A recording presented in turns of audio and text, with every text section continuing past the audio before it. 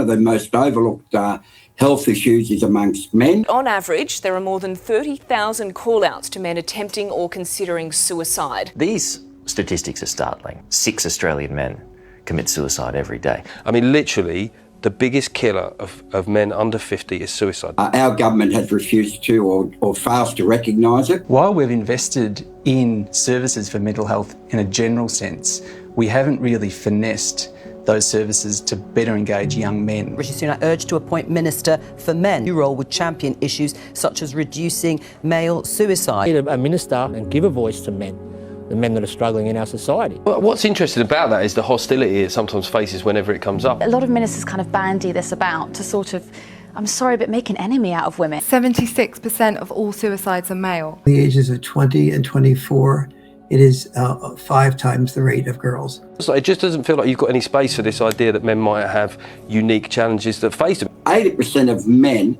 have indicated that they would not be likely to, for example, ring up a helpline over the phone. Right? And the problem is, even as I'm saying this, in my mind, it's like I've got out the violin and I don't want to be this guy. And a quarter of all men said that they would not seek help, believe it or not, from a health professional because they wanted to be stoic. There tends to be a bit of a predominant culture, and yeah, that taps into ideas of kind of stoicism and getting by yourself. Because that's part of the problem is, because you're encouraged at one level, is men need to talk about their problems more, and then the moment you do it, you're like, all right, but not quite so often and not quite so loud. There was this demonstration in front of Parliament House down in Canberra where all these shoes were placed on the lawn. There were 2,500 pairs of shoes. One of these shoes is one soul.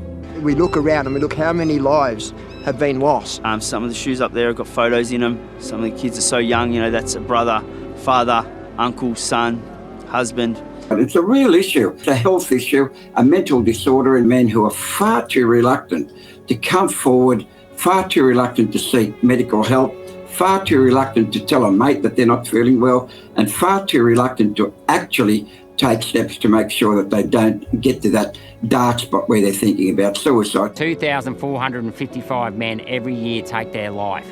That is 2,455 men too many. I walked amongst the shoes.